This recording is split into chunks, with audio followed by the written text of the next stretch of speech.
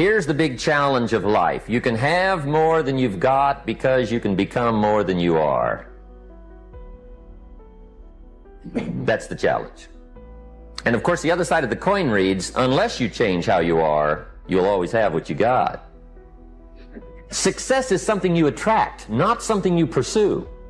Success is looking for a good place to stay. So instead of going after it, you work on yourself. Personal development. See, the major question to ask on the job is not what are you getting? The major question to ask on the job is what are you becoming? See, the big question is not what am I getting paid here? The big question is what am I becoming here? Because true happiness is not contained in what you get. Happiness is contained in what you become. I have found in my experience that income does not far exceed personal development. Now, sometimes income takes a lucky jump, but sure enough, unless you grow out where it is, it'll usually come back where you are. Life has strange ways. If somebody hands you $1 million, best you become a millionaire quickly, so you get to keep the money. Otherwise, sure enough, it'll disappear. Mr. Schultz taught me how to set goals. What a favor that was. One morning at breakfast, shortly after I met him, he said, Jim, let me see your current list of goals and let's go over them and talk about them. He said, maybe that's the best way I can help you get a better direction started. And I said, I don't have a list. He said, well, is it out in the car or home somewhere? I said, no, sir. I don't have a list anywhere. He said, well, young man, that's where we got to start. He said, I can tell you right now, if you don't have a list of your goals with you, he said, I can guess your bank balance within a few $100s. Which he did. And that got my attention. I said, you mean my bank balance would change if I had a list of goals? He said, drastically. If you're good, it'll stand out. This idea that, like, oh, it's easy for you to say. Everybody's got these stupid barriers they put in their own head. You got to resist those goddamn things because they don't do you any good, and they certainly define the potential for your future in a negative way that's not self-serving, and it's not even real.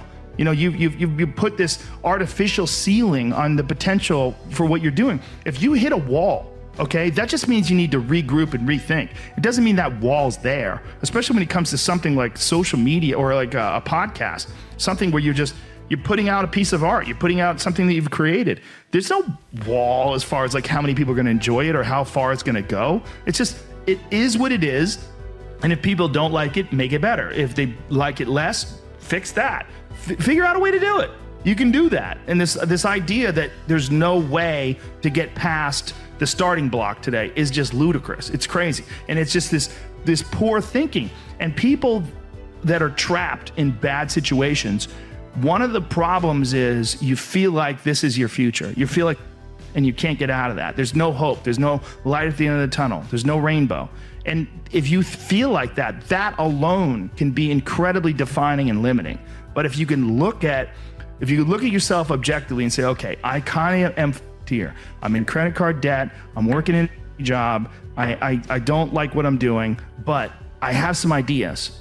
I need to feed those ideas. And I need to feed them and water them. And I need to set aside a certain amount of time every day to just try to make those things happen. You can do that. But I had fallen so flat on my face for the first time in my life. I was depressed, asking myself, why? Why me? How can this happen? I work so hard. Hard work pays. I always thought. It's not paying for me. I got nothing. I literally had $7 in my pocket, so my $7 story. That failure, rising from that to say, it's not over for me. I'm immediately gonna launch myself into training for professional wrestling. I couldn't have launched myself with that type of training that I did every day for hours in a boxing ring that was stiff like concrete. Every day for hours. I couldn't have launched myself with that type of mentality had I not fallen on my face after 10 years of football failed. Sometimes desire waits for a trigger, waits for something to happen.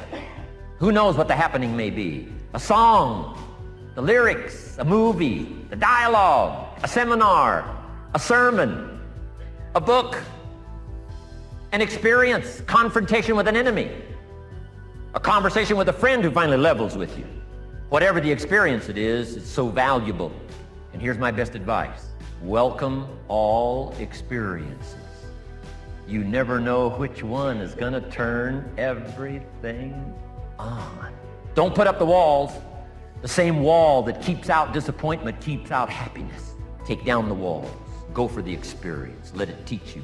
And then the other thing that people say, and this is more like 3/4 of them, is that they say, I was in a very dark place, I was addicted, I was drinking too much, I had a fragmented relationship with my fiancée, and I wasn't getting married, things weren't going very well with my family, my relationship with my father was damaged, I didn't have any aim, I was wasting my time, some variant of that, some combination of those. And they said, well, I've been watching your lectures, I've decided to establish a purpose, I'm trying to tell the truth, and things are way better. Let's say I've done maybe 8 or 9 large-scale public talks in the last 2 months, so that's probably 20,000 people, and about half of them, a third to half of them, have stayed afterwards to talk to me, so that's about 7,000 people who have said that to me. And then people stop me on the street all the time and tell me exactly that story. I have a purpose, man. My life actually matters. I finally realized that, and I'm putting it into practice, and I'm bearing up under the heaviest load I can imagine, and it's really helping. It's like, God. Human beings are emotional creatures. And emotions are powerful for life change. Now, of course, emotions are so powerful they can go either way on you. Emotions can either build or destroy. So you really have to employ emotions properly. We call civilization the intelligent management of human emotions. If you can intelligently apply your emotions in the right direction, no telling what can happen. Could turn your life around one day. People have asked me for the last 24 years, how do you develop an above average income? And the answer is, become an above average person. Develop an above average handshake. Some people want to be successful, they don't even work on their handshake. As easy as that would be to start on. They let it slide, they don't understand. Develop an above average smile. Develop an above average excitement. Develop an above average interest in other people. Develop an above average intensity to win. See, that'll change everything. Probably one of the most frustrating experiences in life is looking for an above average job with above average pay without becoming an above average person. It's called frustration. How often does winter follow fall? Every year regularly for the last 6,500 that we know of. See, it is not going to change. Now, some winters are long, and some are short, and some are hard, and some are easy, but they always come right after falls. It isn't going to change. Sometimes you can figure it out, sometimes there's no way to figure it out. Sometimes it goes well, sometimes it gets in a knot. Sometimes it sails along, sometimes it gets in reverse. See, that's not going to change. The last 6,000 years reads like this: opportunity mixed with difficulty. That's how it reads. It isn't going to change. The man says, well, if it isn't going to change, how will my life ever change? Answer, when you change. And whether I'm talking to high school kids or business executives, my message is always the same. And it goes like this: the only way it gets better for you is when you get better.